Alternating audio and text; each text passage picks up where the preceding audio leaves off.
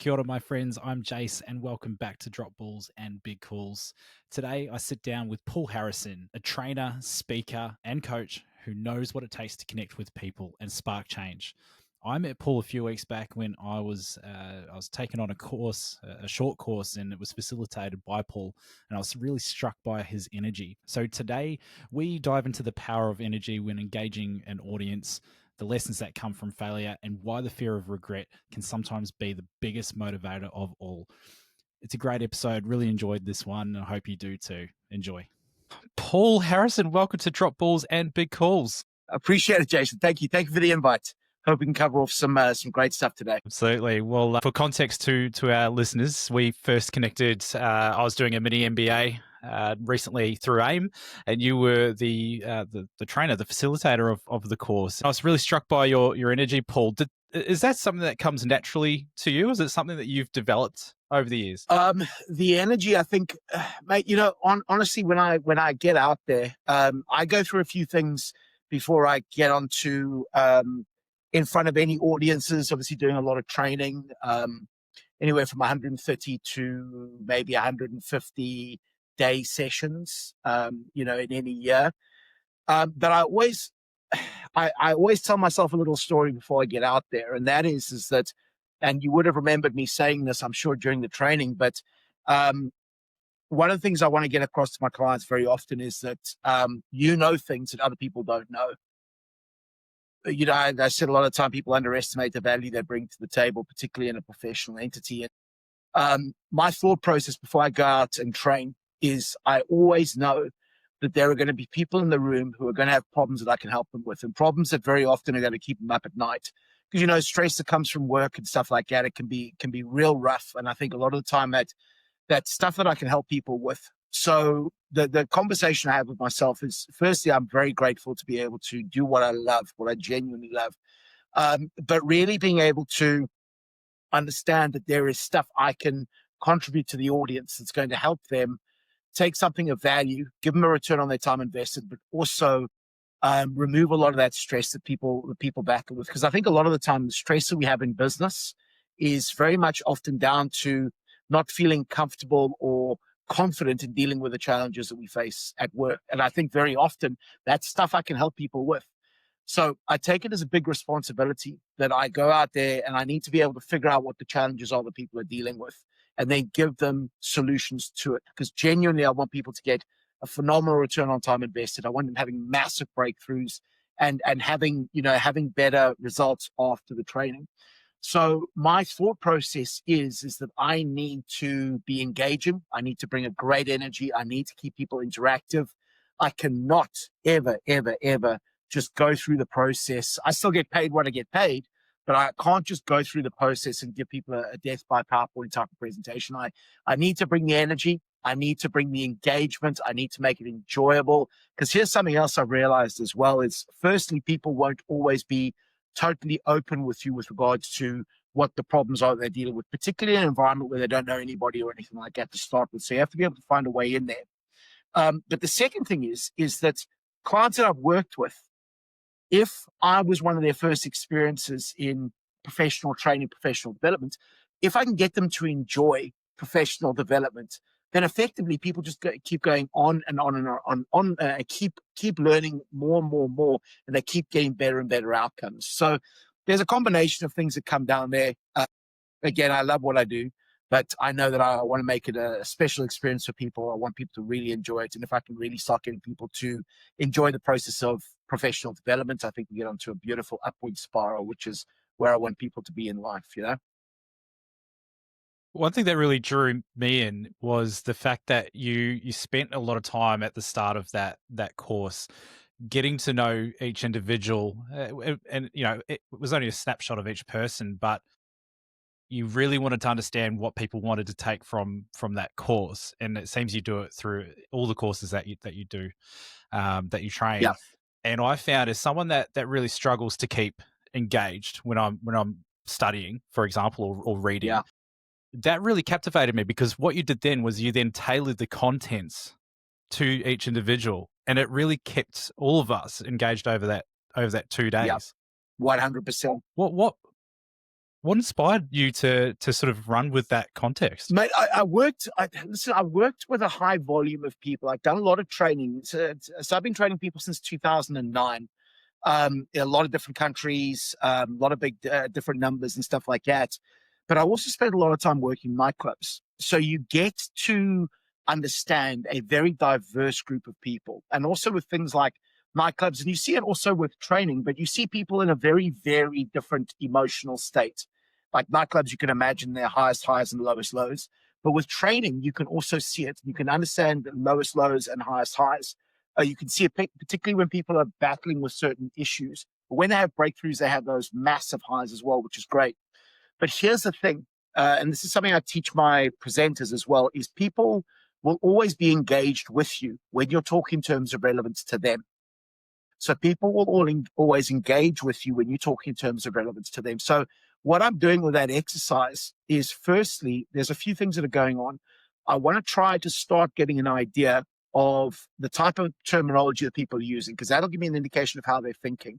Also, then, what are the problems that they're dealing with? And here's the fascinating thing is, a lot of times the problems they're talking to me about are symptoms of a deeper problem. And I'll give you an example. People say that they want to be able to, let's say with sales, so sales very extreme, so I can make a point with that extreme. They say they want to be able to close more deals. And very often you ask for more information on that, and it's that they don't actually have the confidence to ask for the deal. So the symptom is they want to be able to convert more business, but the actual problem is that they lack the confidence because they don't see the value that they bring to the table very, very often. Um, so I'm trying to diagnose exactly what's going on with people and what are the deeper problems that they're battling with to get the outcomes that they're after.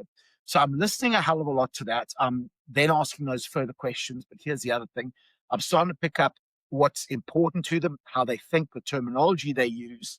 And then, what's interesting about them as well. So I can very often call that back later on to the training. Especially, you get to the afternoon session of day two, people are starting to get exhausted. So I've got to keep them engaged with it. So bringing back aspects that are of relevance to them, it just keeps people engaged. It really does. And, I say that if you want to understand somebody else's view of the world, you have to listen to their words. If you can listen to their words, really, you can hear what's going on with them and get a beautiful understanding of them. So, yeah, that's my approach. Try and keep people as engaged as possible, trying to figure out what the problem is, what the core problem is as well. And really going as far as I can to be able to provide massive breakthroughs for them to help them get those better outcomes. What are the common themes that you see when people are struggling to find that the root cause of their problems day to day? There's a lot of noise out there. Uh, business is complex at the best of times, and it's moving faster than it ever has. Right? What are the common themes that you're seeing in terms of what's holding people back? That's a great question, Jason. Okay, bearing this in mind, in business, there's three areas I primarily focus on. So I focus a lot on leadership. So I do a lot of leadership training, a lot of communications training, and then the sales training as well. So there's about 16 or 17 different courses that fall under those three categories. I've got to tell you this. There are four core problems that I believe are what I refer to as the core four. These are the main four problems that manifest themselves as symptoms on the surface level. Four things. The first one is people want to be able to feel more confident. Okay, they want to be able to feel more confident. Very, very often, I think people are battling with lack of confidence, the imposter syndrome, the fear of being assertive, all of these different things. So confidence is a huge one, and I think it's the underpinning of everything. Second thing is they want to be able to influence and persuade other people. Okay, we're all just trying to get our needs met one way or the other. So if we can understand how to be able to influence and persuade others, that is crucial. And I got to tell you, influence and persuasion is done terribly in business. It really, really is. And I think there's a few blind spots we have as human beings that stop us from doing that. Third thing is people want to be able to understand other people's motivating factors. So if you can influence and persuade, that's great. But if you can really want to supercharge it, if you can understand what their motivating factors are, you can obviously align what you want with how it's going to benefit them. And that's great as well. And then the fourth thing is that people want to start understanding how other people think as well.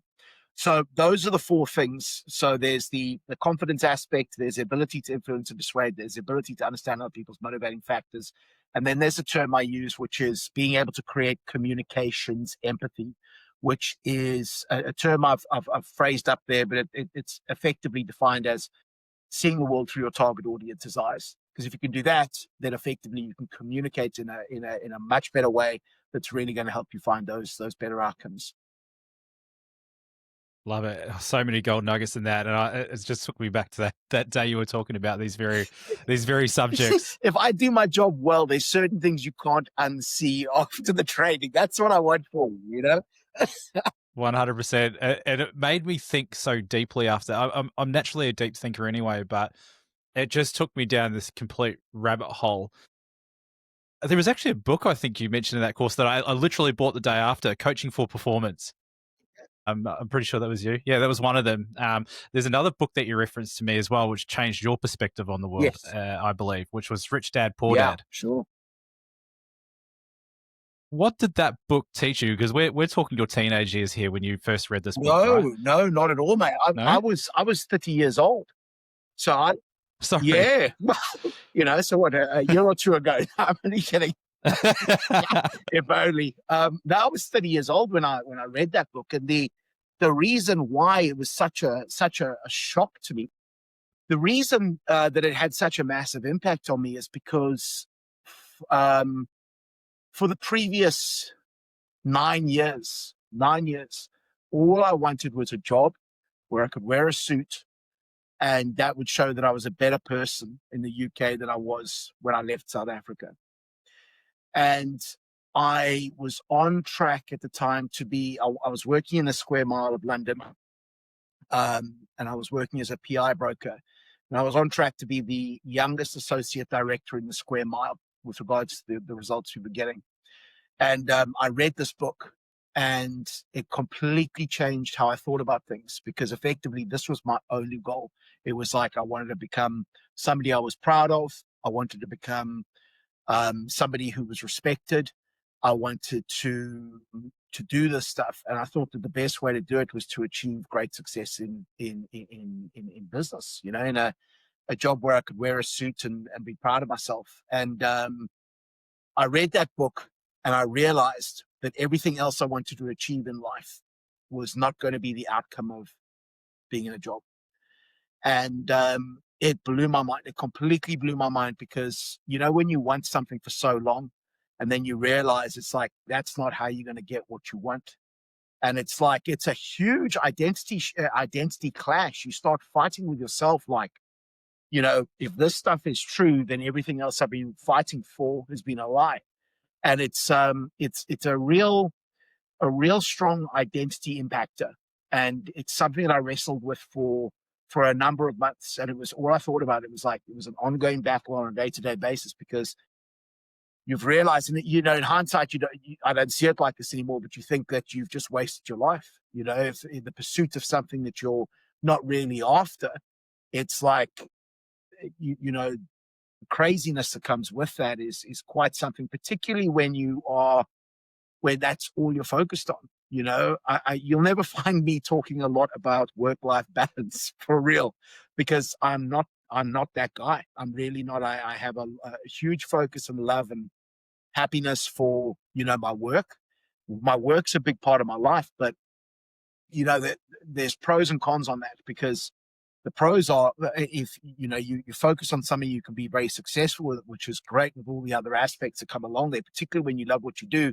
But the other side is, if business is not going well, it can become a massive impact on your life as well. And there was a book that I read called Feel the Fear and Do It Anyway. This is going back years now. And the author, she was speaking about having a balance. So 20% of was your career, wealth creation, family, spirituality, and health. I think those were the 5 areas she had. And she said you want to be spending 20% of your time on each one of those, so you got a nice balance. And I remember thinking about it, thinking, I'm 80% business and 20% everything else. And it's like, you know, it was crazy, because you have that realization that it's not going well on the business side, or it's not going well. You know, everything you want to be is not really who you want to be. And that is a huge identity shift, man. it's a big battle when your strongest suit becomes very weak, or you start questioning it a lot. So yeah, from there, I had a few months of kind of licking my wounds and reflecting, let's say, and then thinking, okay, what's the next step? How do we shift this? And there was a coincidental coinciding with being let down on a deal that I'd thought I'd brokered a big deal, and it didn't come through. And I thought, okay, well, maybe this is a sign. Let's do something here. And that was really what started the entrepreneurial journey. Incredible. And yeah, you've done some wonderful things in that space. But I want to hone in on something here because it seems you've had a few moments of reinvention throughout your life and career. One of which struck out to me. You mentioned to me beforehand that you sent out 3,000 resumes when you were younger. I think you'd left home, moved into a hostel, and you just met with so much rejection in these early years of yours. What did these moments teach you, and who was this kid at this time? Jason, I would have been 21. I think 21. I'd actually left South Africa. And I left South Africa with 400 pounds in my pocket and a place to stay for 5 nights. I was staying at the Overseas Visitors Club in Earl's Court for the Aussies and Kiwis. I'm sure you'll know those areas, anybody who's done that trip. And all I wanted to be able to do, because I didn't have a good relationship with myself in South Africa. I didn't like who I was. And I think we all have those types of clashes from time to time. And I knew I had to make a difference. I had to get out and I had to make some changes. Quite what the changes were, I didn't know. But yeah, as I said, I arrived with 400 pounds in my pocket and a place to stay for 5 nights. And then I went back to 2 things I knew how to do, which was work construction sites and work nightclubs. You sort of got to get back into it to start, making some, being able to find a place that you can rent. And I was literally living in sort of like a house with 26 other people and sharing a bedroom with another guy. It was like, but I was making ends meet just, on my own turn, my own terms there. But then I wanted to be able to. That was a big difference for me. I wanted to be able to go and get a job where I could wear a suit, not just something that gets torn on a Friday night or something like that. So I started applying for jobs, and I kind of liked the idea of what marketing was. I didn't know a huge amount about marketing, but the other thing is I only just passed high school, mate. So academia was not a strength for me at all. My results were so bad that university wouldn't even look at me, even if I had been able to sort of get there. They wouldn't have even been open to me. So academia was not a strong suit of mine. But I wanted to be able to get a job where I could wear a suit. That was a huge thing for me.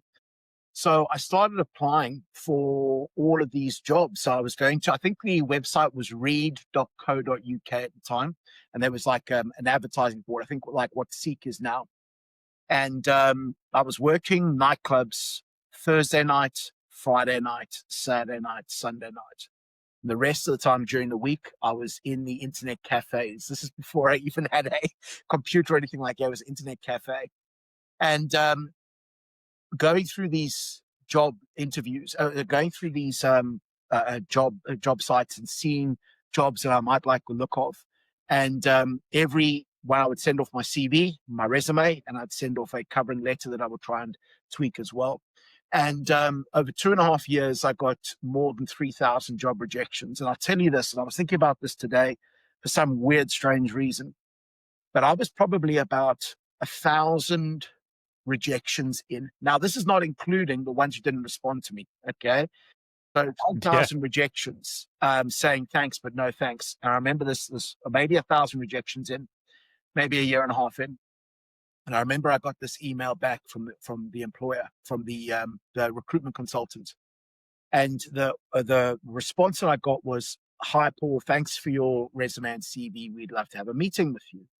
And this was like absolutely phenomenal. I was over the moon, and the email said, "Can you do this date and what have you?" So I said, "Absolutely fine." So anyway, I got this. This is the big thing. So I got my jacket on and everything like that, and my shirt, and it was down in Oxford Street in London. Oxford Circus, Oxford Street, Oxford Circus, I think.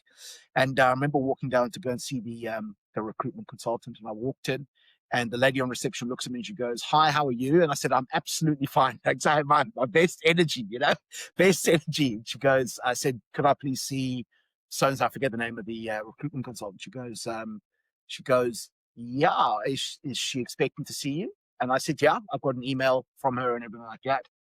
So she goes, "Okay, cool, no worries." And she goes in, she comes back out, and her face is like a little bit sort of, a little bit gaunt, not gaunt, just like a little bit concerned. She goes, "Yeah, you can go in." And I went in, and the recruitment consultant looks at me and she goes, "Paul, I've got to apologize." I said, "What?" And she goes, "We've got autoresponders. We've got buttons that we hit depending on, because the volume of CVs and covering letters we get in, we've got these autoresponders we sent out. One of the autoresponders is thanks, but no thanks. The other autoresponder is, we'd love to meet with you. And I'm sorry, Paul, but I hit the wrong response." So effectively, she'd said, "Let's have a meeting." But it was not the intention. So she goes, "Listen, I've got nothing for you, unfortunately." So I turned around and I walked out. And it's polite and everything like that. And I walked out. And I remember this. It would have been winter time in London, because it was probably about 4:30, and it was dark already in London. And I remember walking down the street, and I remember, and this was one of the biggest breakthroughs. I think I've had a lot of breakthroughs, but this was one of the breaking points where it was like, you can go one way or you can go the other way. And there's been a few of those, but this was one of the ones I'm happy to talk about. But it was, I remember walking down that road and thinking, you know what? Everybody hates me. Everybody hates me. Everybody hates me because I'm South African. I'm never going to get a job. They're all biased against me because I don't have a university qualification. Because everybody in London's got a university qualification, They're all classist and this and the next thing. And I must have held this thought for about 10 steps. And it was like, literally, I'm thinking about this, and the hatred is building up, and the resentment, and they don't know what this and that and the next thing. And then that was one side of my brain. The other side of my brain said me these words, says something along the lines of, "Listen, mate, if you think like that, you're in a lot of trouble for the rest of your life." I didn't say a lot of trouble. I said something else, but I'm not swearing on here. Okay.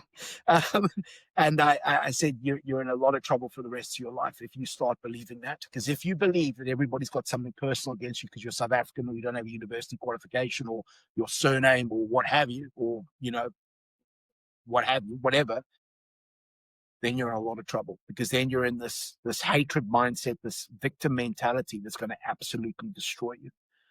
Because it does. And I'm not saying obviously that things are fair, because things are never fair, and I don't think they ever will be fair, depending on who you ask. But that inability, that moment of breaking out of that mindset, which was, I'm owed something, And somebody once said to me as well, growing up, was, "This world meets nobody halfway. You got to go and get what you owe nothing in this life." And it's brutal, it's direct, but it's how it's true. And when you start remembering, you start believing that, it's like, no, listen, I have to control what I can control. And one of the things I can start trying to control is my mindset and how I think and where I put my focus. Is it going to be on what I haven't got, or how life's wronged me, or this or that or the next thing? And we can all reference that. Or am I going to put my mind into something where I can really start focusing on getting a potential solution here? So that was a huge moment for me. It was a huge moment. And I think sometimes, Jason, I think sometimes you've got to go to a certain level before you really get a lesson that sticks with you, And I remember, yeah, I think having that moment, it's like, you get to choose. You get to choose whether you're going to cry, and you cry alone, or you're going to smile and the world smiles with you, because no one's going to save you. You've got to keep your mind and your focus in the right direction. And I am a massive advocate for that. And you'll remember, obviously, from the training, I'm sure, we would have focused a lot on keeping your focus on stuff that's empowering rather than disempowering, which is not easy to do, because, again, I have a belief that the human brain is negatively wired, or we're more inclined to notice the negatives way before the positives. But man, if we stay in that negative state, it is brutal, and it gets people to this negative downward spiral, and then you start associating with other people who think like that as well, and it's just it becomes rough. It really does, and yeah, that's why again talk about you may remember whatever you focus on dictates how you feel. How you feel dictates your frame of mind. Frame of mind dictates actions. Actions dictate outcomes. So controlling that focus and what I'm telling myself is absolutely crucial. So yeah, Oh, yeah, that's incredible. There's actually a quote that I read from a book over summer. David Nita, he's a mental skills performance coach over in New Zealand, and he said the quality of your life is basically dictated by the quality of the questions that you ask yeah, of yourself and others. absolutely. And that hit me because I've had a few moments like that in my life as well. And what you said there is exactly that. It's how you react to a situation, the questions you ask yourself, the way you talk to yourself, and then how you move forward. Like such an important tool, and not easy to do. No, no, absolutely not easy to do. But I think at the same time, and having the great fortune to work with so many high achievers, you get to realize that if you go through all of that and you go to those that ground zero or that rock bottom, people develop this tenacity and ability to move through pretty much anything. They really do, especially when they've had those extremes, those real extremes. And if those extremes don't break you, then you'll take on the challenges in the future. And it's like, listen, what I've been through in the past has got nothing on this. I've got 100% survival rate to this point, and I know how to use my mind. I know how to be able to think. But I don't think you get that lesson until you go through the fire like that. I really don't.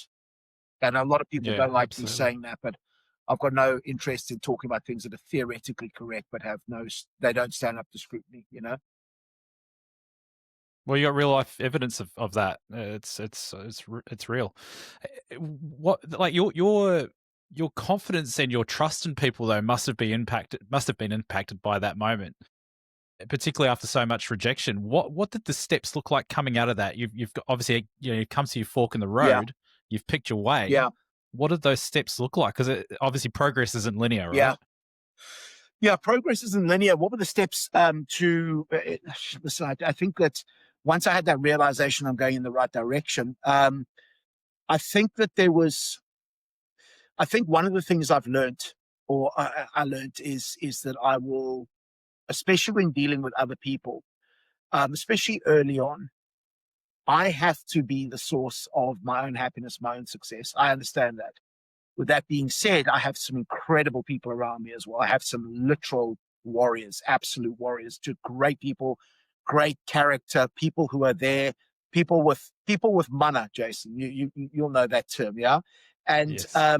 but those relationships don't happen straight away. I think also you want to become the kind of person that you want to associate with as well, because if you don't have that, then other people who want to associate with good people as well, they won't associate with. So we have to become who we want to associate with as well. And then I think also realizing that it's my opinion about myself that matters. Of course, I want to do the right thing by my clients and people that I work with and my family and everything like that. But the truth of the matter is I think I'm very aware of potential risk exposure. If I'm dealing with somebody who I don't know, who I don't have a lot of who I don't have long term confidence in, or I don't trust them, or what have you, then I won't create massive risk exposure there. Because the thing is, I think that we really come short when we entrust too much on people who we can't expect to come through for us. Does that Mm. resonate? Yeah. Yes. So I think 100%. that my risk exposure, I'm not just going to go and, like, if I'm going to go buy a car or something like that, I'm just not just going to go out to somebody who's selling it on the side of the road. I have to be able to build up trust or potential risk exposure. So that is always a big thought process for me. But the other thing is, I think that there's, barring death, I don't think there's too much that I can't go through that I can't come back from. I hate to say it, I really do, but and I hope I never have to deal with that. But growing up in South Africa as well, man, it's you have to deal with a lot of challenging situations.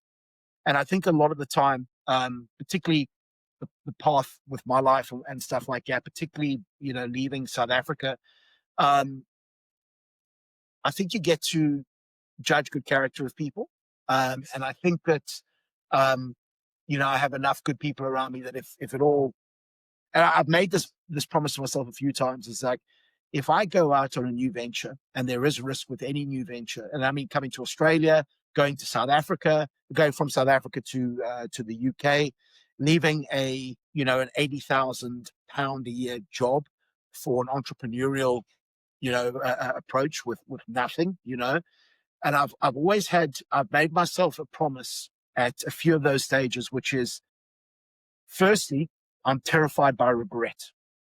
What I mean by that is, if I get to the end of my days and I look back on what I could have done or who I could have become, I am terrified of looking myself in the mirror and saying, I didn't take that shot because I was a coward or because I was scared of it. Mm. So I think I'm more terrified by that fear of regret than I am with anything that can happen to me. So I think that helps a hell of a lot. But the other thing is, so I make a promise to myself. It's like, if I'm going to go and do this now and take this big risk, if it all goes upside down, I'll go back to work in the nightclubs. I'll go back to it. I literally will go back to work in the nightclubs. And I think very often starting out with nothing, I mean, literally nothing, it gives you a hell of a lot because you don't have a lot to lose. And I think very often people hold themselves back or don't take that step because they're terrified of what they're going to lose. And when you don't have a lot to lose, you're prepared to take on those bigger and bigger risks. So yeah, I think that's a big part of my mentality now. It really is. And if I lose it all, I'll go back to working clubs again. I'm hoping my skill sets would allow me to do other things. But yeah, if push came to shove, and I gotta be able to keep the lights on, then I'm prepared to do it. I love that. That is so good. That is so good. You talked about risk before, and then going on to bigger risk. What do you think was more scary to you, or what was the more riskier proposition? Leaving that job to start your own business, begin that entrepreneurial journey, or leaving everything to come to a foreign land here in Australia? What was more scary, mate? Honestly, I don't think I don't think that fear held me for a long time in either of those steps. Because again, sometimes you got to do what you got to do. And I was terrified and thinking about the fear of regret, because it's like, if I left my job, and this was like at 30, I think I left the city, the financial services. I was on at that age and making that kind of money, it was crazy. But it was something I had to do. And I knew that was like, I can't just stay in here, because yes, it means that I will make a good salary and I'll sort of have a 9 to 5, that I have a foundation to do whatever else I want to do. But sometimes I don't know, you just can't unsee that other, and I knew it would bug me. And it's just like, I have to have more um, peace of mind, even if I have nothing, than what could have been. That is just something that haunts me so much. And I'll tell you where it even plays through. It plays through even now when I'm facilitating. You think about it. Some of the workshops we run get 3 days, 4 days, 5 days back to back facilitation. You get to Thursday afternoon, you get to Friday, and you're broken physically, mentally, and emotionally. You're not sleeping well at night. Your muscles are cramping up. All of this stuff. Sometimes even I can't see clearly. Sometimes when I'm facilitating to that degree of exhaustion. But, and I don't know whether I should be saying this or not, but it's like, you think you have this option in your head just to dial it back a little bit, just to relax, to coast a little bit. But then that fear of knowing that I'd stepped back and coasted when I could have actually helped somebody make a massive breakthrough, like right at the end, that would be something that would haunt me. It really would. And I would way rather deal with the downside risk way more than regret, through fear. So it's like, let's just do this. Let's go. Let's send it. Everything you've got. Let's see what happens. So I don't think fear played a huge part for me. Not everybody has fear. I think everybody has fear, but and I think that fear for me in that context very often will make me as prepared as I possibly can be to go out and do these things. Um, but I think fear. The worst part about fear is when it stops you from doing something. It's fine to feel fearful in the moment or as you're about to do something, but in my opinion, for me, it is not good. It's not good enough for me to be fearful for long enough that it stops me proceeding in the direction I need to go for. What was the vision that you created for yourself when you were going towards that entrepreneurial journey? Because I think a lot of people, even myself included, like sometimes you have these ideas of like, yeah, okay, I'm at this point now. Like I want to make the leap. What direction do I go? There are so many different avenues I could take things, where my passions lie, etc. But these kinds of decisions hold people back. What was the vision you created for yourself at this point, and how did you come to the point where you took the leap? Yeah, I think I just wanted to I wanted to have some degree of freedom, and what I mean by that is you can do what you want with who you want, when you want, as much as you want, but more than that, I really felt that I had a lot more to contribute than just what a 9 to 5 was giving me, for real. For so many years, I've been researching so much on different entrepreneurial skills, from everything from sales to copywriting to, a little bit of an understanding about taxation and accountancy and all of these different skills. And then obviously still, working the 9 to 5 and being in very competitive marketplaces. But I just felt that I had a lot more to contribute. And there is the risk reward aspect of entrepreneurialism, or running your own business. And I mean, listen, I'm not running like a $150 million turnover business or anything like that.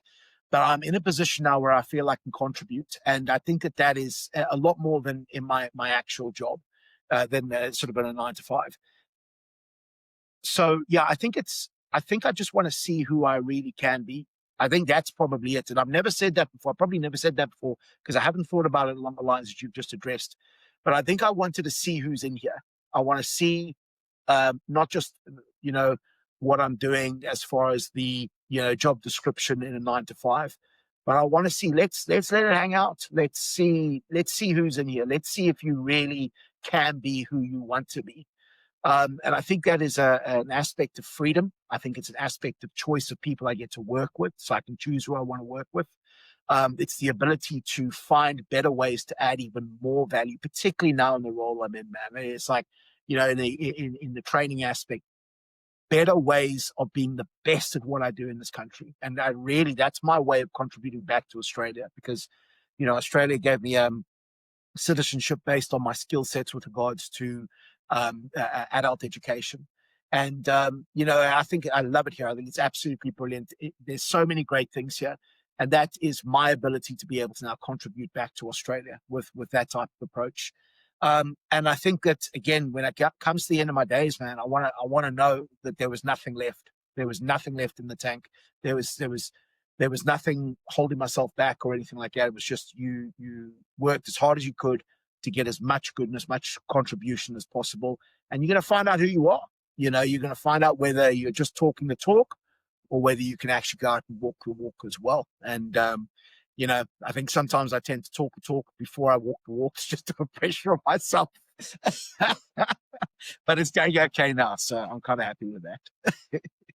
Well, that's an interesting mindset mechanism, actually, that you say that. I think sometimes when you talk as if you're already doing the thing, I think it can actually lead you to go and execute.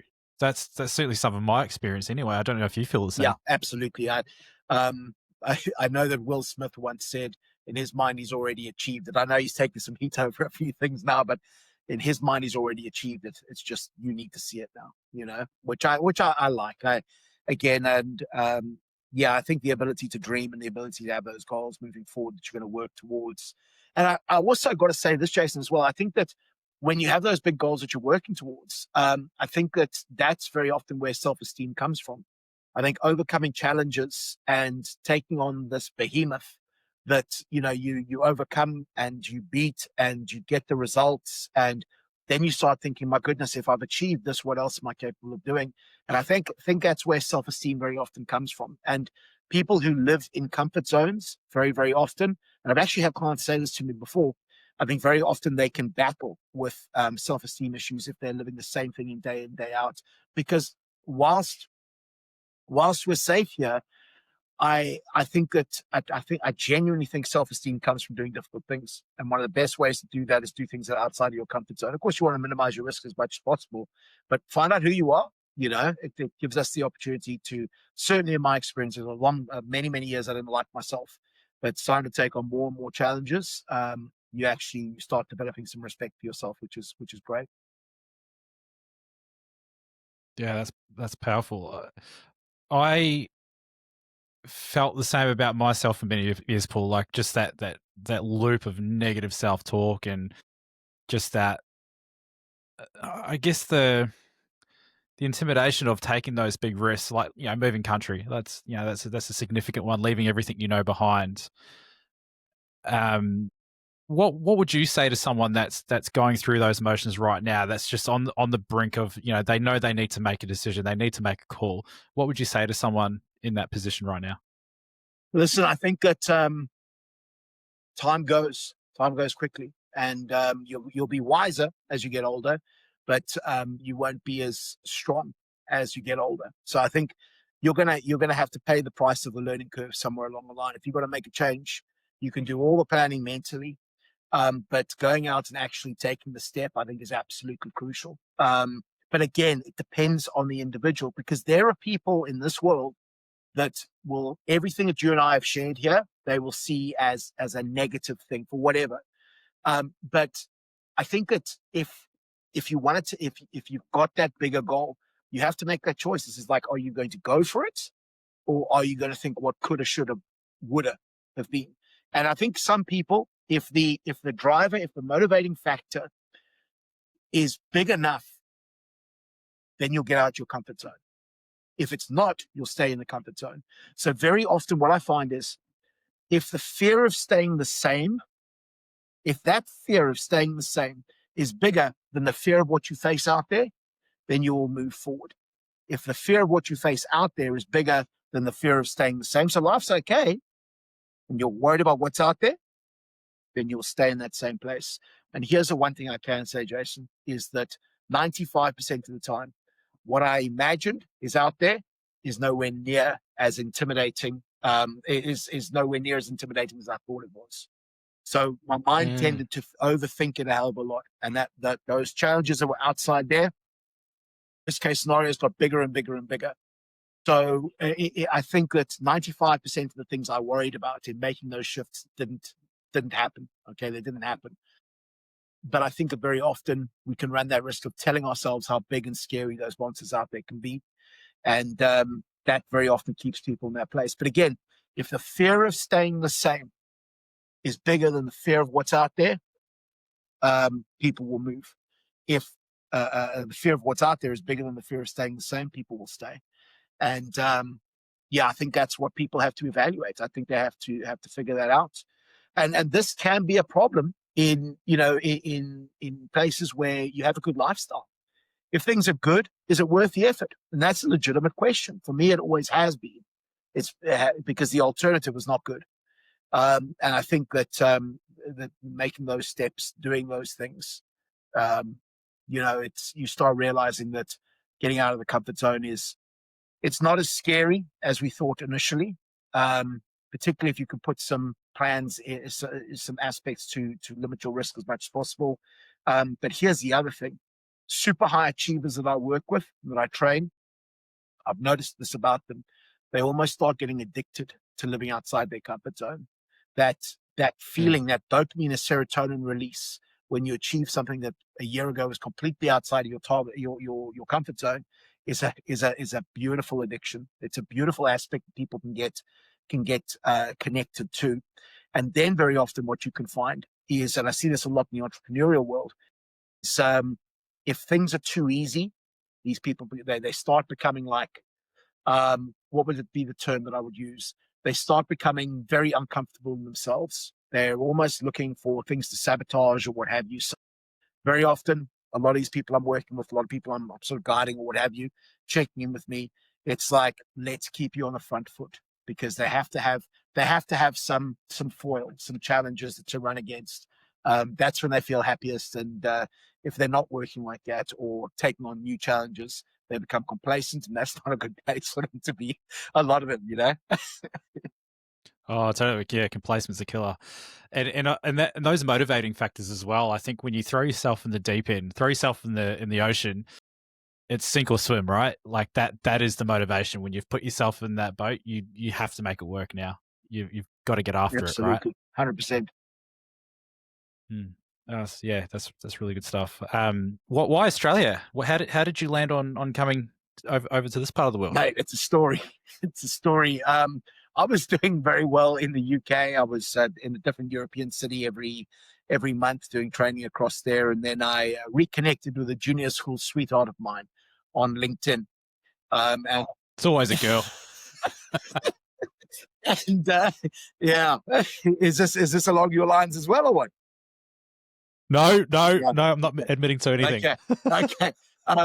But yeah, we reconnected after 22 years of no contact, and we were totally coincidentally on a holiday at the same time, the same place, which is a whole other story. Kind of picked up the relationship again, and she said, "Listen, would you be interested in coming to Australia?" And I've associated with a lot of Aussies and Kiwis in the UK, because obviously we're into a lot of the same things.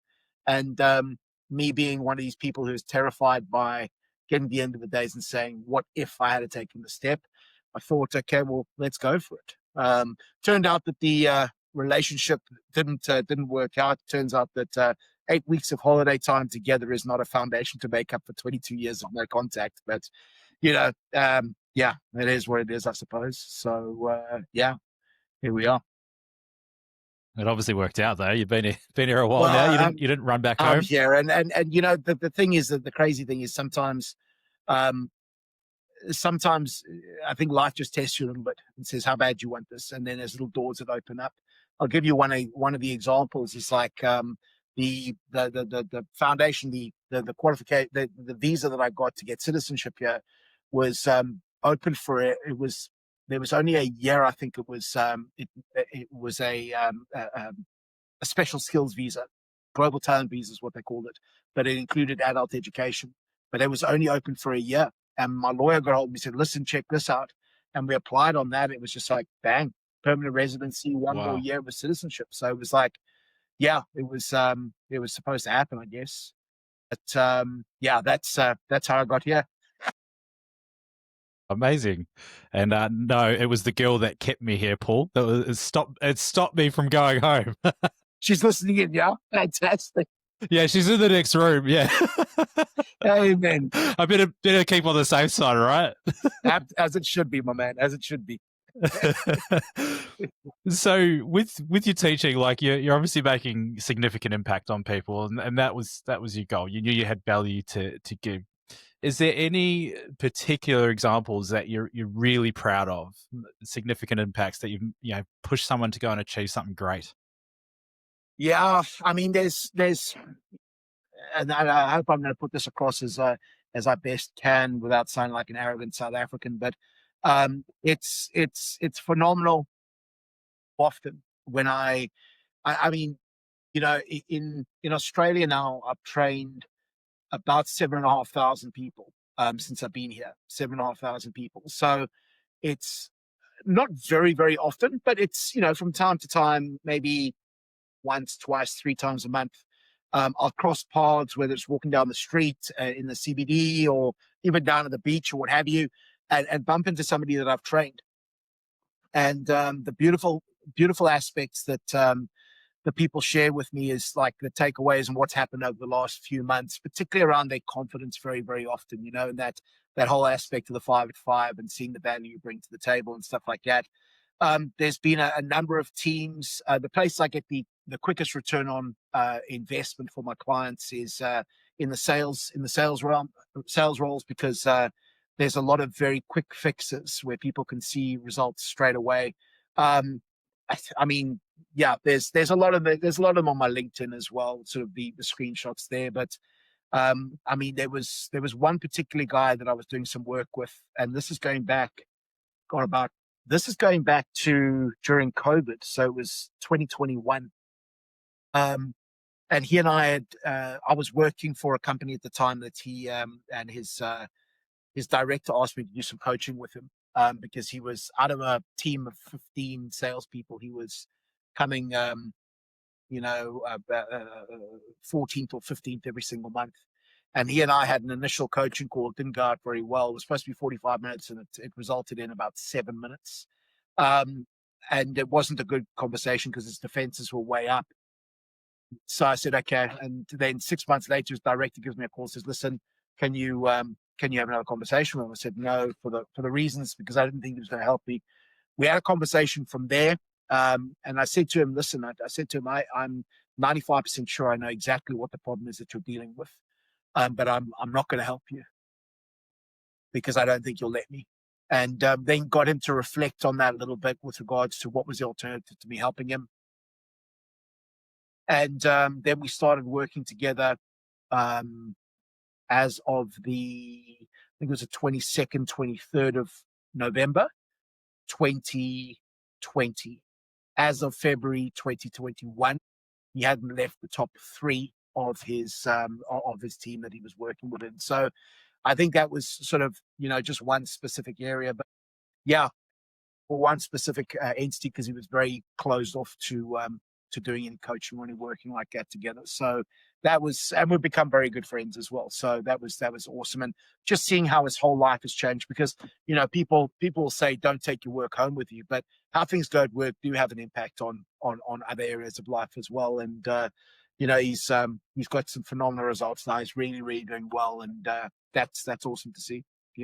But again, I want that for every client I have. I really do. And that's why I make myself available after the training, because my sole focus is better outcomes for clients. That's it. Otherwise, what the hell am I doing?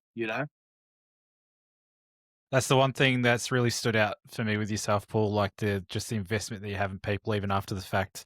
You just don't really get that anywhere else. And yeah, I'm certainly really grateful that I came across yourself that day, and yeah, you already made a profound impact on my life, and even what we've discussed today. Just it's given me so much to think about and to work with, and I'm sure it's going to do the same for a lot of others. So Appreciate it. yeah, just really appreciate you, and yeah, really proud of the journey that you've been on, Paul. Really cool to see. Thank you, mate. I appreciate it. And I really, I enjoy seeing your journey as well, and particularly with this aspect. It's absolutely awesome. But mate, I tell you, the work I do is very self-serving, because there is no better thing that you get than seeing people having those breakthroughs and moving in that direction, and crossing paths with them in a year's time. Their lives are completely different. It's like, it's phenomenal. It really is. So it is self-serving. It's getting that level of joy, and getting paid well, and all of this good stuff. It's awesome. It really is. I'm very happy in that role. But I appreciate your kind words there, mate. Thank you. Amazing. And where can people find you, Paul, if they want to get in touch and they want to utilize your services and become a better version of themselves? Where can people find you? Yeah, beautiful. Probably LinkedIn's best place. I do try and put a lot of useful content out on LinkedIn as well. So if you just go onto LinkedIn and type in Paul Harrison Trainer, you'll find me there. Otherwise, I think you'll probably find me through Google with Paul Harrison Trainer as well. Otherwise, the Better Outcomes website, it's the 3Ws, better-outcomes.com.au. Yeah, but LinkedIn's probably the best place. LinkedIn's probably the best place, and hopefully a place I can add more value to them as well. But we'll put everything in the show notes when this comes out, mate, so people can find you. But hey, thank you so much again for making time for me, mate, and believing in this, and for wanting to provide value to people out there. Really appreciate it. Beautiful stuff, Jason. Thanks so much for the invite, my man. Really hope this is helpful to your audience, and keep doing what you're doing.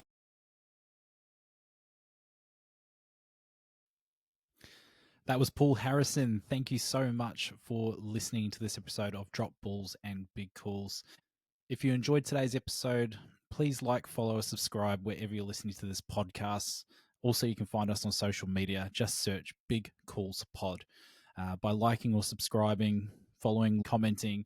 You help us more than you can possibly imagine. So yeah, every little bit helps. But again, thank you so much for taking time out of your day to listen to this podcast. I know there is so many incredible podcasts out there, so many of which have inspired this podcast. So yeah, it means a lot. Thank you so much. We'll see you next time.